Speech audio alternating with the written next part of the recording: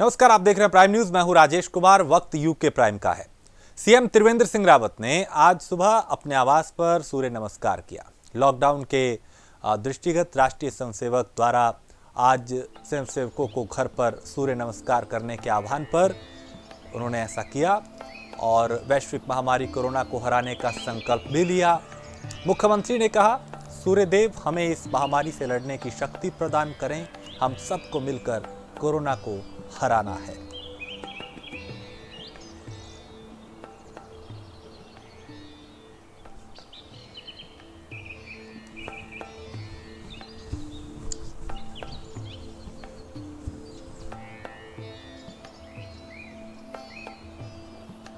तो मुख्यमंत्री त्रिवेंद्र सिंह रावत जिन्होंने सूर्य नमस्कार किया और कहा कि इस मुश्किल वक्त में हमें मिलकर लड़ना है और जीतना है, कोरोना को हराना है।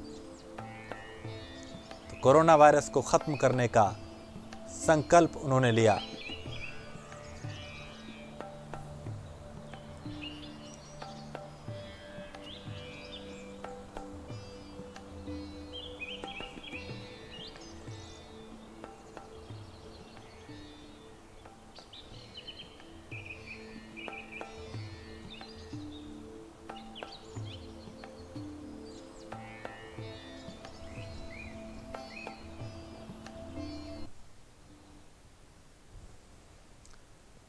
तो प्रदेश में बाहरी राज्यों से आने वाले प्रवासी उत्तराखंडी लोगों का राजधानी देहरादून में आने का क्रम निरंतर जारी है। इस संबंध में जिलाधिकारी डॉक्टर आशीष श्रीवास्तव ने जानकारी देते हुए बताया कि आज विभिन्न प्रदेशों से आने वाले 729 यात्रियों को उनसे संबंधित जिलों में भेजा गया है, जबकि 161 यात्रियों का अभी स्वास्थ्य परीक्षण चल रहा है। रिपोर्ट आने के बाद उन्हें भी अपने जनपद में भेजा जाएगा। क्वारंटीन के दूसरा एक इम्पॉर्टेंट इशू ये है कि आज शाम तक हम 2 नंबर जारी करेंगे, जिसमें कि लोग, अगर कोई भी होम क्वारंटीन का व्यक्ति है, अगर वो इधर उधर घूमता पाया जाता है या वो अपने घर से निकलने का प्रयास करता है, तो उसके आस पड़ोस के लोग या जो भी उसे जानते हैं वो उन नंबरों पर फ़ोन कर सकते हैं। उनके बारे में हम उस व्यक्ति को नहीं बताएंगे कि किससे हमें ये जो है सूचना प्राप्त हुई है कि वो बाहर घूम रहे हैं, और जो भी व्यक्ति ऐसा करता पाया जाएगा उसके अगेंस्ट डिजास्टर मैनेजमेंट एक्ट के और एपिडेमिक डिजीज एक्ट के अंदर जो है फिर विधिक कार्रवाई भी की जाएगी। तो देश के विभिन्न राज्यों के प्रवासी मजदूर और कामगार लोग पैदल अपने घरों को लौटने का सिलसिला उनका जारी है और सरकार की तमाम कोशिशों के बाद भी ये सिलसिला नहीं रुक रहा। उत्तराखंड के विभिन्न जिलों के साथ ही देहरादून में रह रहे प्रवासी मजदूरों को शासन प्रशासन से उम्मीद थी कि उन्हें घर जाने के लिए साधन मुहैया कराए जाएंगे, लेकिन लॉकडाउन का लंबा इंतजार भी इन बेसहारा मजदूरों को कोई मदद नहीं दे पाया।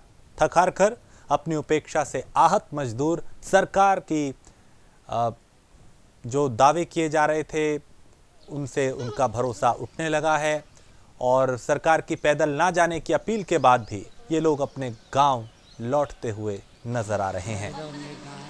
ऐसा नज़ारा इन दिनों देश के हर हिस्से का है, जहां पैदल ही मजदूर अपने गांव की तरफ, अपने घर की तरफ रुख कर रहे हैं। चूँकि लॉकडाउन के चलते उनके सामने काम का संकट है, खाने का संकट है। सरकारें दावा तो बहुत कर रही हैं, केंद्र भी और राज्य सरकारें भी, लेकिन ज़मीन पे उसका असर वैसा नहीं दिख रहा जैसा बताया जा रहा है।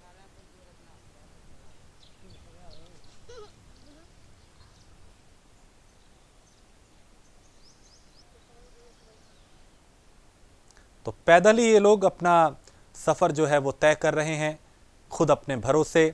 सरकारी मदद इन्हें नहीं मिल पा रही, लिहाजा मजबूरी में ये मजदूर अब दिखाई दे रहे हैं और खुद पैदल चलते हुए इसी तरह रुक रुक कर कभी पेड़ों की छांव में और कभी सड़क किनारे बैठकर अपना आगे का सफ़र तय कर रहे हैं।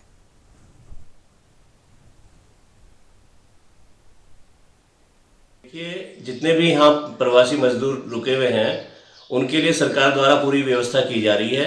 कुछ लोगों को भेज भी रहे हैं, कुछ की व्यवस्था अभी बनाई जा रही है। अभी हमारे इस पूरे क्षेत्र से अनेकों मजदूरों को हमने भेजने की व्यवस्था कराई है। पिछले दौरान भी माझी ग्रांट से एक बस पीलीभीत भेजी गई थी और डोईवाला क्षेत्र से भी काफ़ी मजदूरों को हमने भिजवाया है। और जो मजदूर अभी रुके हुए हैं उनकी भी व्यवस्था सरकार द्वारा बनाई जा रही है। हम बराबर निरंतर संपर्क में हैं और मैं इन जितने भी मजदूर भाई हमारे उनसे मैं ये अपील भी करूंगा कि कृपया वो पैदल और अन्य उससे साधनों से जाने का प्रयास न करें और यहाँ पर उनके रहने और भोजन की व्यवस्था पूरी की हुई है। तो देश के विभिन्न राज्यों से उत्तराखंड के प्रवासियों को सरकार लगातार वापस ला रही है, लेकिन इस बात का भी खासा ध्यान रखा जा रहा है कि कोरोना का संक्रमण ना फैल पाए। इसलिए डोईवाला के दुधली ग्राम सभा के ग्राम प्रधान श्याम सिंह पूरी तरह सक्रिय हैं और बाहर से आने वाले लोगों को क्वारंटीन करा रहे हैं। साथ ही लोगों की मेडिकल टीम द्वारा निगरानी भी की जा रही है और कोई भी यदि व्यक्ति बाहर से आता है तो पहले उसे क्वारंटीन कुछ दिनों के लिए किया जाता है। स्वास्थ्य विभाग की टीम को बुलाया जाता है जो चेक करती है ताकि किसी भी तरह की कोई लापरवाही ना हो और एक व्यक्ति की गलती गांव वालों पर भारी ना पड़े।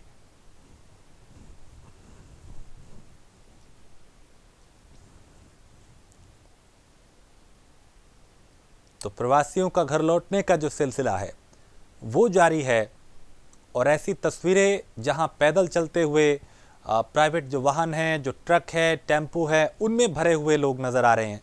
कई जगह हादसे भी हुए।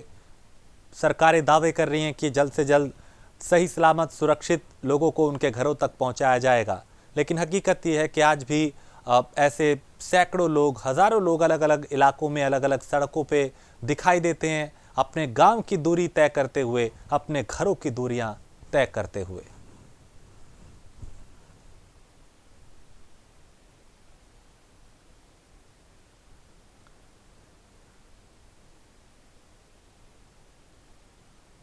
ग्राम सभा दूधली में अभी तक 3 लोग बाहर से आए हैं। जो 2 लोग आए थे तो वो आए थे हरियाणा से और एक अभी आए हैं इसी 15 तारीख को, तो वो आया है जयपुर से, विशाल थापा। वो तो हमने इन लोगों को 2 को हमने होम क्वारंटाइन किया है और एक को हमने पंचायती घर में क्वारंटाइन किया है और समय समय पर हमारे नज़दीकी स्वास्थ्य केंद्र से टीम आती है और जो इनका जो आशाएं हैं वो भी आ रही हैं और इनका चेकअप या वो जानकारी वगैरह इनसे हासिल करते हैं। रुड़की शहर में सोशल डिस्टेंसिंग की जमकर धज्जियां उड़ाई जा रही हैं, खासकर रेड जोन में। जी हां, रुड़की शहर में ना तो सरकार की अपील काम आ रही है, ना ही पुलिस की सख्ती। प्रशासन लाख कोशिश कर ले लेकिन लोग सुधरने का नाम नहीं ले रहे। जब इस मामले में जॉइंट मजिस्ट्रेट नमामि बंसल से बात की गई तो उन्होंने क्या कुछ कहा, उन्हें सुनते हैं।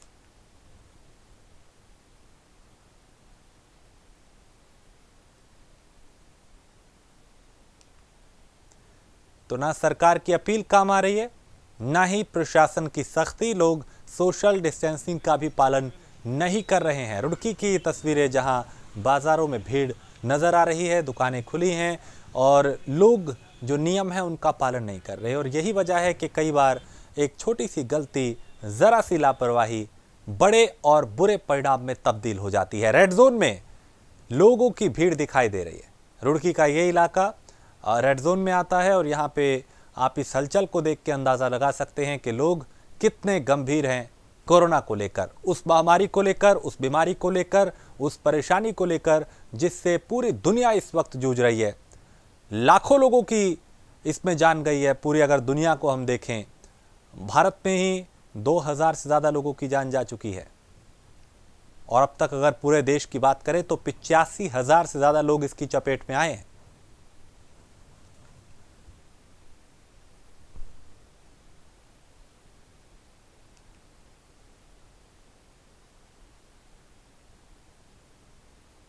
लगातार प्रशासन की ओर से पुलिस सर्वेलेंस की तरफ से भी सर्वेलेंस किया जा रहा है और पुलिस विभाग के द्वारा भी लगातार इस पर निगरानी रखी जा रही है। प्रशासन की भी लोगों से यही अपील है कि अनावश्यक रूप से आवाजाही ना करें। यदि आवश्यक हो तभी घरों से निकलें और प्रयास यही करें कि भीड़भाड़ वाले इलाकों को जहाँ तक हो सके आप लोग अवॉइड करें। अगर इस प्रकार की स्थिति बनती है कि जहाँ पर लोगों के द्वारा सोशल डिस्टेंसिंग के नियमों का पालन नहीं या फिर आवश्यक सावधानियां नहीं बरती जा रही हैं तो इसका कड़ाई से संज्ञान लेकर संबंधित पर कार्रवाई की जाएगी। इस संबंध में लगातार मुकदमे दर्ज किए जा रहे हैं और रिपोर्ट्स भी की जा रही हैं। रुड़की में जमीनी विवाद में शुरू हुई लड़ाई गोलीबारी में तब्दील हो गई। मामला कोटवाल आलमपुर गांव का है, जहां गोलीबारी में 2 लोग घायल हो गए। घायलों में एक मासूम भी शामिल है। पुलिस ने घायलों को इलाज के लिए अस्पताल में भर्ती कराया। गांव में तनाव को देखते हुए पीएसी को तैनात कर दिया गया। पुलिस के आला अधिकारी हालात पर नजर बनाए हुए हैं और पुलिस मामले की जांच में जुटी है।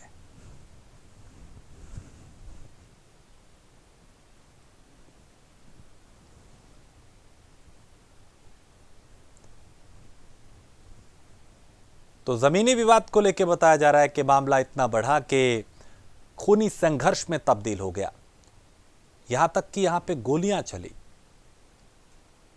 2 लोग जख्मी हुए जिन्हें अस्पताल में भर्ती कराया गया, एक मासूम भी उसमें शामिल था।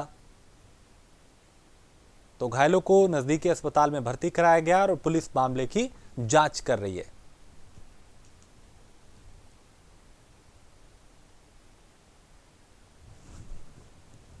चलने की घटना हुई है जिसमें एक बालक को गोली लगी है और एक अन्य व्यक्ति के मुंह पर छर्रा लगने की बात सामने आई है। कुछ अन्य लोग भी घायल हैं। सभी संबंधित का उपचार अलग अलग अस्पतालों में कराया जा रहा है। इस संबंध में पुलिस की ओर से सुसंगत धाराओं में सभी संबंधित पक्षों के विरुद्ध अभियोग पंजीकृत किया गया है और दोनों पक्षों से भी तहरीर प्राप्त होने पर उस संबंध में अग्रिम विधि कार्रवाई अमल में लाई जाएगी।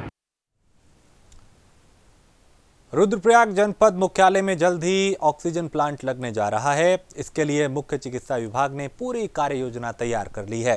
अगर सब कुछ ठीक रहा तो आने वाले 2 महीनों में ऑक्सीजन प्लांट तैयार हो जाएगा। अगर ऑक्सीजन प्लांट बन जाता है तो कम से कम जो ऋषिकेश तक चक्कर लगाने पड़ते थे वो नहीं लगाने पड़ेंगे।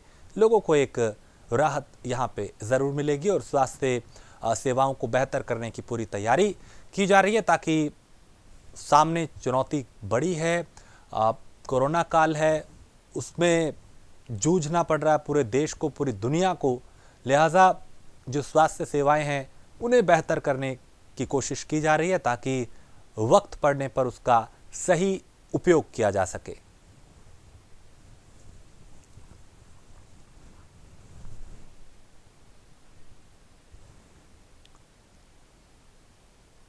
उधर किच्छा में 2 सगे भाइयों की नदी में डूबकर मौत हो गई। दोनों भाई गोला नदी में मछली पकड़ने गए थे। इस दौरान वो नदी के बहाव से नहीं संभल पाए, उनकी नदी में डूबकर मौत हो गई।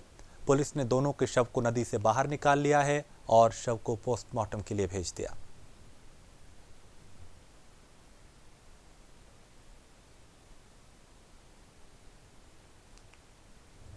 इनके 3 भाई रहने वाले हैं, तीनों भाई अनुज, जय और वैभव। ये तीनों मछली पकड़ने के लिए बेनी मजार के पीछे जो गोला नदी एरिया पड़ता है वहाँ गए थे। उस क्रम में जब ये मछली पकड़ रहे थे तो अनुज डूबने लगा। उसको बचाने के लिए जय गया, वो जय भी वहाँ डूब गया। और तीसरा भाई वैभव ने फिर आसपास फ़ोन करके और साथ में जो और लोग अन्य लोग वहाँ थे उनको हल्ला करके बुलाया। दोनों को निकाला गया, उसके बाद हॉस्पिटल लाए उनको, तो वहाँ मृत घोषित हो गया वो। और दोनों का पंचायतनामा भर के पोस्टमार्टम की प्रक्रिया कराई जा रही है और प्रकरण की जांच की जा रही है। तो देश में लॉकडाउन की स्थिति है, लेकिन ऐसे भी जो खनन माफिया हैं वो अपनी हरकतों से बाज नहीं आ रहे हैं। इस हालात में भी कोटद्वार में लगातार सड़कों पर खनन के ओवरलोड डंपर दौड़ रहे हैं, जिस कारण सड़कों पर गड्ढे हो गए हैं।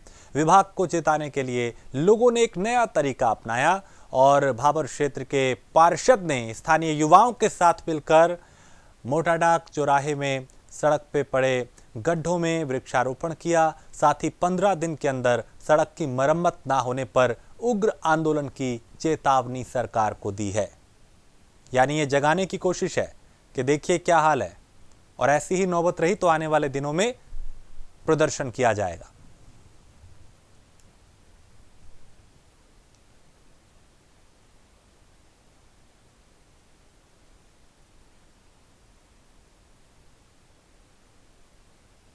हम लोगों द्वारा यहाँ पे जो खनन से भरे ओवरलोड डंपर थे उनके विरोध प्रदर्शन किया गया था, उनको रोका गया था। हमारा खनन का विरोध नहीं है, हम चाहते हैं कि खनन हो, क्योंकि खनन से सरकार को राजस्व मिल रहा है। लेकिन स्थिति यह है कि कुछ भ्रष्टाचार अधिकारी हमारी सरकार के अच्छे कामों पर फलीता लगाना चाहते हैं। 200 क्विंटल का डंपर 500 क्विंटल माल ले जाता है। PWD को 10 बार हमने लिख के दे दिया है कि हमारी स्थिति यह है सड़कों की, कोटद्वार से लेके BL से लेके आप लालडांग मार्ग जो हमारा पूरा सिगड्डी तक है, इसकी दुर्दशा हो रही है। लेकिन कोई भी अधिकारी इसमें संज्ञान लेने को तैयार नहीं है। हमने 3 बार लेटर लिख दिया, लेकिन ये हमारी सरकार के कार्यों को ऊपर पलीता लगा रहे हैं, जिसके फलस्वरूप आज हमारे क्षेत्रवासियों ने विरोध स्वरूप ये गड्ढों पे वृक्षारोपण किया है। व्यापारियों की दुकानों में पूरा धूल से पटी हुई है, व्यापारी परेशान है, दुकान में ग्राहक नहीं आ रहा है, जिसके कारण भाई साहब हम लोगों द्वारा आज ये विरोध प्रदर्शन किया गया है। हम मांग करते हैं स्थानीय प्रशासन से कि ओवरलोडिंग में और पीडब्ल्यूडी के ऊपर भी कार्रवाई की जाए, जो 1 साल से ऊपर जिसने इस निर्माण के ऊपर इन गड्ढों के ऊपर कोई कार्य नहीं किया। चतुर्थ केदार भगवान रुद्रनाथ की डोली शनिवार को गोपेश्वर स्थित गोपीनाथ मंदिर परिसर से कैलाश के लिए रवाना हो गई और सीमित संख्या में श्रद्धालुओं की उपस्थिति में भोले अपने ग्रीष्मकालीन प्रवास कैलाश को रवाना हुए। 18 मई को ब्रह्म मुहूर्त में हिमालय के मखमली बुग्यालों के मध्य स्थित पंच केदार में शामिल भगवान रुद्रनाथ के कपाट खोल दिए जाएंगे।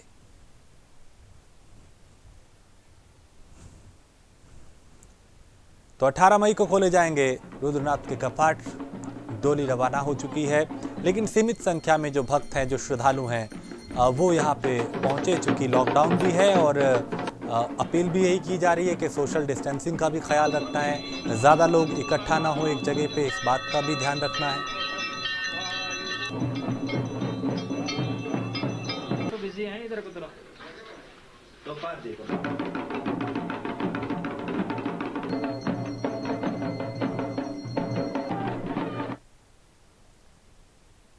किच्छा विधायक राजेश शुक्ला ने कोरोना से डटकर मुकाबला कर रहे नगर के सरकारी अस्पताल में तैनात डॉक्टर, नर्स और मेडिकल स्टाफ का सम्मान किया। विधायक ने कोरोना योद्धाओं पर फूल बरसाकर उन्हें सम्मानित किया। इस मौके पर विधायक राजेश शुक्ला ने कहा, कोरोना काल में हमारे देश के डॉक्टर ही असली भगवान बनकर सामने आए हैं और इस तरह का सम्मान देश के अलग अलग हिस्सों में इसी तरीके से किया जा रहा है। चाहे पुलिसकर्मी हो, डॉक्टर्स हो, मेडिकल स्टाफ, सफाई कर्मी, ये वो योद्धा हैं जो इस मुश्किल वक्त में सेवा भाव से दिन रात लोगों की सेवा करने में जुटे हैं।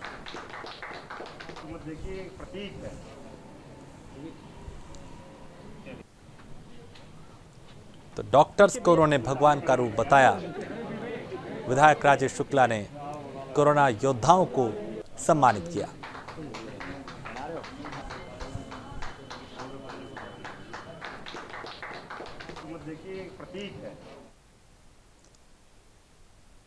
और उत्तराखंड में कोरोना के 6 नए मामले सामने आए। इनमें से 4 मामले देहरादून से सामने आए हैं, जबकि काशीपुर और रुद्रपुर से एक मामला सामने आया।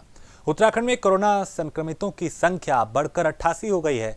जो नए मामले सामने आए हैं उनमें प्रवासियों के मामले शामिल हैं। हालांकि कई लोग ठीक भी हो चुके हैं, उन्हें डिस्चार्ज किया गया है, सुरक्षित उन्हें उनके घरों की तरफ पहुंचाया गया। लड़ाई लंबी है और सावधान रहना बेहद जरूरी है, इस बात का जिक्र जनप्रतिनिधि लगातार कर रहे हैं। शासन प्रशासन इस मुहिम में जुटा है कि कैसे जल्द से जल्द और ज़्यादा से ज़्यादा लोगों को रिकवर किया जाए। लेकिन 6 मामले यहाँ पे सामने आए, 4 देहरादून से और एक अलग अलग इलाकों से कुल 6 मामले सामने आए हैं। अब तक अगर कुल संख्या की बात करें तो 88 मामले उत्तराखंड में सामने आ चुके हैं, जिसमें से कई लोगों को ठीक किया जा चुका है।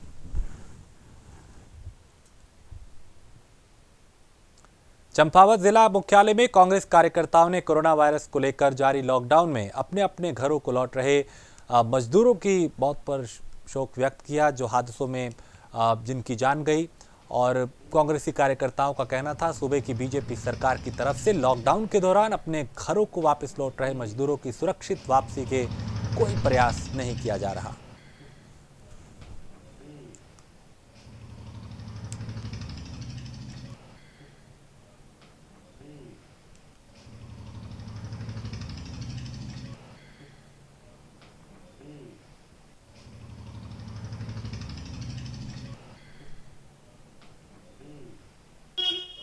द्वारा व्यवस्था हो रही है, प्रवासी मजदूर कहीं पैदल, ये आपकी ट्रेन वो रेलवे लाइनों में कट रहे हैं, कहीं ट्रक टक्कर मार रहे हैं, कहीं बसें एक्सीडेंट हो जा रही है। कोई व्यवस्था ये सरकार नहीं कर पा रही है, चाहे राज्य सरकार हो चाहे केंद्र सरकार हो।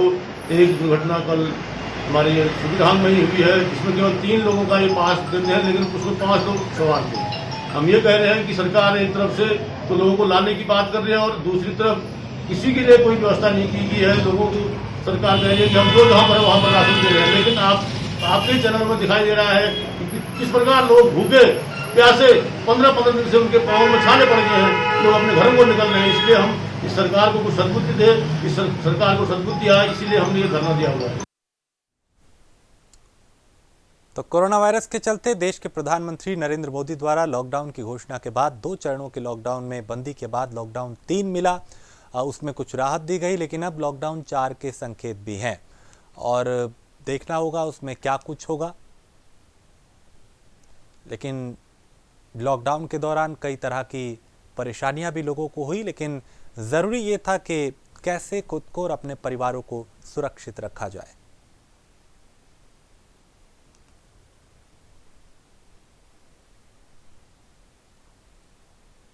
काशीपुर में 2 दिन पहले महाराष्ट्र आए 2 भाइयों में से एक की रिपोर्ट पॉजिटिव आने से चिकित्सालय प्रबंधन में हड़कंप मच गया। आनन फानन में पुलिस प्रशासन स्वास्थ्य विभाग की मदद से पॉजिटिव युवक को हल्द्वानी इलाज के लिए लेके पहुंची, तो वहीं दूसरे भाई को काशीपुर में बाजपुर रोड स्थित IIM के कैंपस में बने क्वारंटीन सेंटर में रेफर कर दिया गया।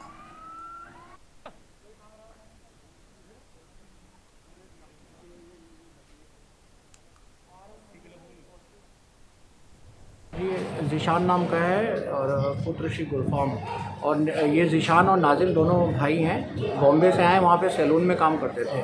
ये 20-21 लोग एक साथ एक दूध वाली गाड़ी करके आए थे और अभी मेरी इससे बात हुई है तो वो ये बता रहे हैं कि लास्ट स्टेशन हम लोग यहाँ पे उतरे और इससे पहले जो और बाकी लोग थे मेरठ, मुरादाबाद, सब जगह पे दूध वाली गाड़ी उतारते हुए इनको लेके आई है। तो ये दोनों लोग जैसे ही बॉर्डर पे पहुँचे वहाँ से RRT टीम के पास भेजे गए। RRT टीम ने इनको एडमिट करवा दिया और उसी दिन इनका सैंपलिंग हो गया है। तो कोई कॉन्टैक्ट ट्रेसिंग की हिस्ट्री नहीं है।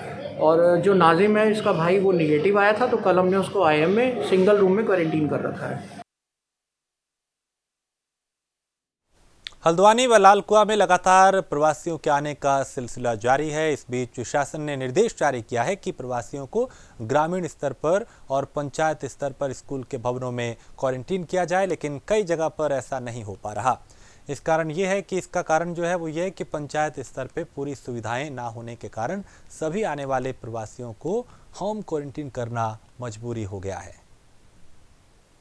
बच्चे पहले से घर में रह रहे थे तो उनके लिए ये आदेश है कि वो ग्राम पंचायतों के बाहर स्कूल या पंचायत घरों में क्वारंटाइन किए जाएं। इसके लिए ग्राम प्रधान और हमारे ग्राम पंचायत अधिकारियों की थ्रू DPRO जिम्मेदारी तय की गई है।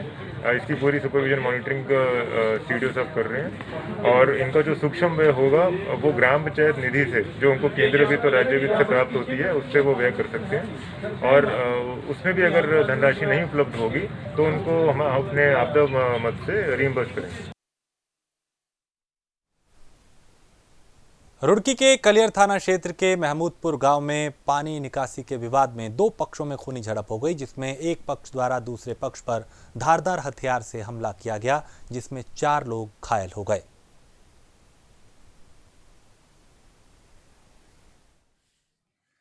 थाने का एक गांव है जहां पर अड़ोसी पड़ोसी का पानी की निकासी को लेकर झगड़ा हुआ है 14 तारीख को। उसमें दोनों पक्षों की चोटें आई हैं, 3-3, 4-4 लोग दोनों तरफ से घायल हुए हैं। लाठी डंडे वगैरह उन्होंने यूज़ किए थे।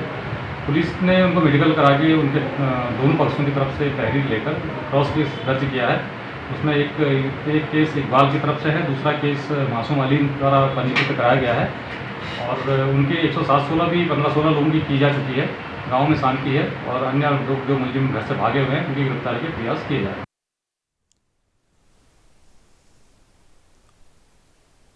चंपावत में शुक्रवार को हुए सड़क हादसे में मरने वालों की पहचान कर ली गई है। हादसा सूखी ढांग के समीप हुआ था। पुलिस के मुताबिक मृतकों में गिरीश राम निवासी ग्राम उड़खोली थाना प्युजला और एक दूसरा शख्स भी इसमें शामिल था।